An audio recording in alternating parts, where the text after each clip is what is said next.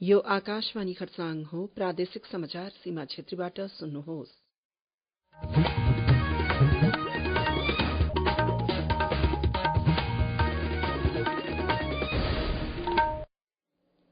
प्रथममा प्रमुख समाचार।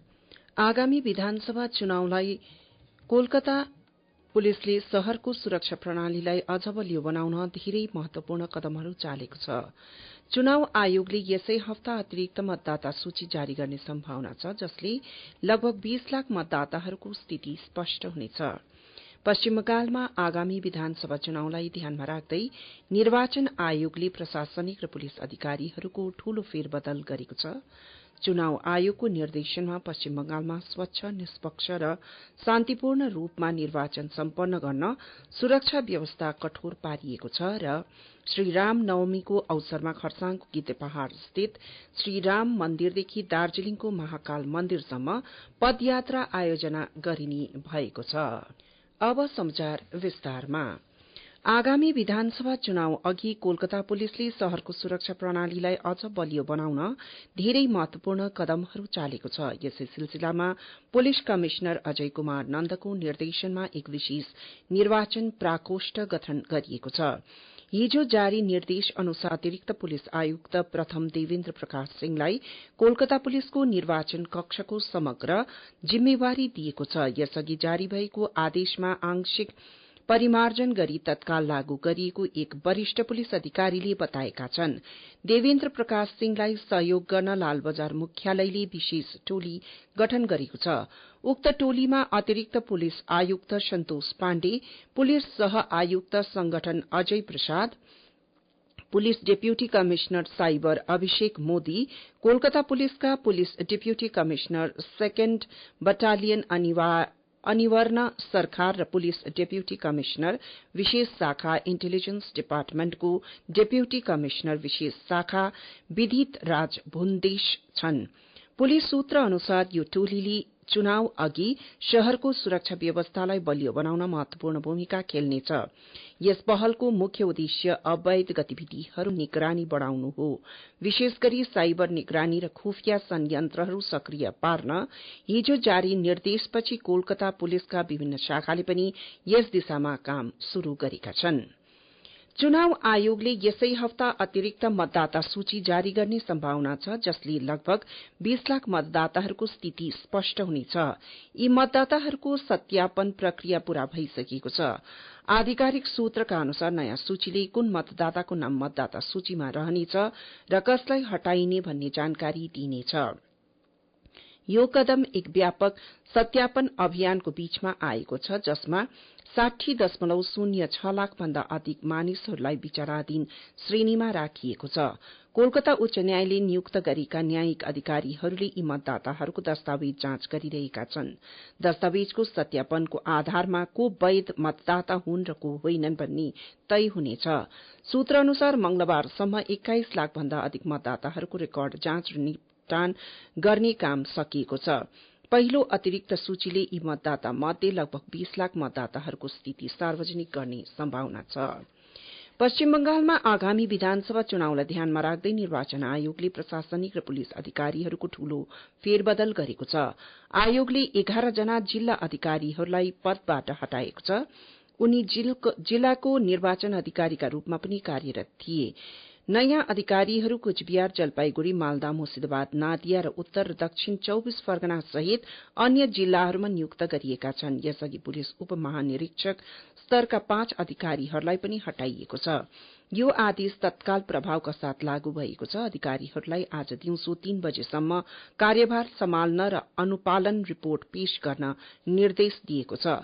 चुनाव प्रक्रिया पूरा भएसम्म हटाइएका अधिकारीहरूलाई चुनाव सम्बन्धी कुनै पनि कार्य सुम्पने छैन।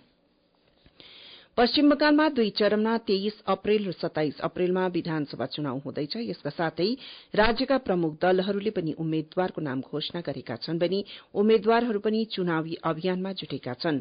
चुनाव आयोगले हिजो आचार संहिता लागू गरेको छ। यसपछि जिल्लाको आदेश आचार संहिता टोलीले सम्पूर्ण क्षेत्रमा निगरानी शुरू गरेको छ। पश्चिम बंगालमा विधानसभा चुनावको अधिसूचना जारी भएको केही दिनपछि वीरभूम जिल्लाबाट ठूलो मात्रामा विस्फोटक पदार्थ उद्धार गरिएको छ। पुलिसले यो जानकारी दिएको हो। प्राप्त जानकारी अनुसार मंगलबार राति वीरभूमको नलहट्टी थाना क्षेत्रको कडासिर गाउँमा ग्रामीण नागरिकहरूले विस्फोटक पदार्थ बोकेको ट्र्याक्टरलाई रोकेका थिए। उनीहरूले पुलिसलाई रिपोर्ट गरेपछि पुलिसले घटनास्थलमा पुगेर ट्र्याक्टर सहित विस्फोटक पदार्थ उद्धार गरेको थियो। पुलिस अनुसार उद्धार गरिएका विस्फोटक पदार्थमा लगभग 10,000 जेलेटिन स्टिट र 360 डिटोनेटर रहेका छन्, तर अहिलेसम्म कसैलाई पक्राउ गरिएको छैन। कोलकाता पुलिसले डिजिटल अरेस्टको नाममा साइबर ठगी गर्ने एउटा ठूलो गिरोहको पर्दाफाश गर्दै थप एक आरोपीलाई पक्राउ गरेको छ। अवैध सिम बक्स प्रणाली मार्फत नक्कली कल रूटिङ र पहिचान ठगी गर्ने यो गिरोहको गतिविधि जाँचको क्रममा थाहा लागेको छ। पुलिस सूत्र अनुसार अर्पण सिकदर नामका एक युवकलाई मंगलबार राति उत्तर 24 परगना जिल्लाको अशोकनगर इलाकाबाट 3 करोड़ रुपियाँ धोखाधरीको मामलामा पक्राउ गरिएको छ। समाचार आकाशवाणी खरसाङबाट सुन्दै हुनुहुन्छ। ताजा समाचार जानका लागि सोशल मिडिया ह्यान्डल एक्समा @AIR News खरसाङ अनि फेसबुकमा आकाशवाणी समाचार नेपालीलाई फलो गर्न सक्नुहुनेछ। अब रहल समाचार। भारतीय जनता पार्टीले खरसाङ विधानसभा चुनावमा खरसाङ क्षेत्रकै पुत्रलाई टिकट दिने र उक्त व्यक्ति पार्टी भित्रैबाट हुन सक्ने भाजपा दार्जीलिङ जिल्ला सचिव विनय प्रसादले बताउनु भएको छ। उहाँले खरसाङमा पत्रकारहरूलाई सम्बोधन गर्नुहुँदै पहाड़का 3 वटा विधानसभा समष्टिहरू दार्जीलिङ, कालिम्पोङ र खरसाङको लागि भाजपाले चाँडै नै उम्मेद्वारहरू घोषणा गर्न सक्ने बताउनु भएको छ। चुनाव आयोगको निर्देशनमा पश्चिम बंगालमा स्वच्छ, निष्पक्ष र शान्तिपूर्ण रूपमा निर्वाचन सम्पन्न गर्न सुरक्षा व्यवस्था कठोर पारिएको छ। यस अन्तर्गत हिजो सिलिगुड़ी शहर र वरिपरिका क्षेत्रहरूमा व्यापक जाँच अभियान चलाइएको छ। सिलिगुड़ी लगायत राज्यभरिका प्रमुख प्रवेशद्वार र निकास बिन्दुहरूमा पनि निगरानी बढ़ाइएको छ। भारत सरकारको इस्पात मन्त्रालय अन्तर्गत steel authority of India limited सेलमा निर्देशक वाणिज्य पदको लागि चयन प्रक्रियालाई अब मन्त्रीमण्डलले स्वीकृत गरेको छ। श्रीराम महोत्सव समिति दार्जीलिङ खरसाङ शाखाको आयोजनामा श्रीराम नवमीको अवसरमा खरसाङको गिद्धपहाड़ स्थित श्रीराम मन्दिरदेखि दार्जीलिङको महाकाल मन्दिरसम्म पदयात्रा आयोजना गरिने भएको छ। एक रिपोर्ट। यस आशयको जानकारी खरसाङमा आयोजित एक पत्रकार सम्मेलनमा श्री रामनवमी महोत्सव दार्जीलिङ खरसाङ शाखाका पदाधिकारीहरूले दिएका छन्। श्री रामनवमी महोत्सव समिति दार्जीलिङको खरसाङ शाखाका अध्यक्ष पेम्बा रिम्पोचे र सचिव विक्रम प्रसादले श्री रामनवमीको अवसरमा बिहान 6:30 देखि खरसाङको गिद्धपहाड़ स्थित श्रीराम मन्दिरबाट पदयात्रा शुरू भएर खरसाङ सोनादा हुँदै जम्मा 40 किलोमिटरको पदयात्रा गरेर दार्जीलिङको महाकाल बाबाको मन्दिरसम्म पुग्ने बताउनु भएको छ। सविता छेत्री, आकाशवाणी समाचार, खरसाङ। सिलिगुड़ी पुलिसले अग्नियस्त्र सहित एक युवकलाई पक्राउ गरेको छ। पुलिस सूत्र अनुसार ती युवकलाई हिजो साँझ सूर्यसेन पार्क क्षेत्रमा शंकास्पद रूपमा घुमिरहेको देखेपछि पुलिसले सोधपूछ गरेको थियो। यो समाचार युट्युबमा @AIR खरसाङ मार्फत पनि सुन्न सक्नुहुनेछ।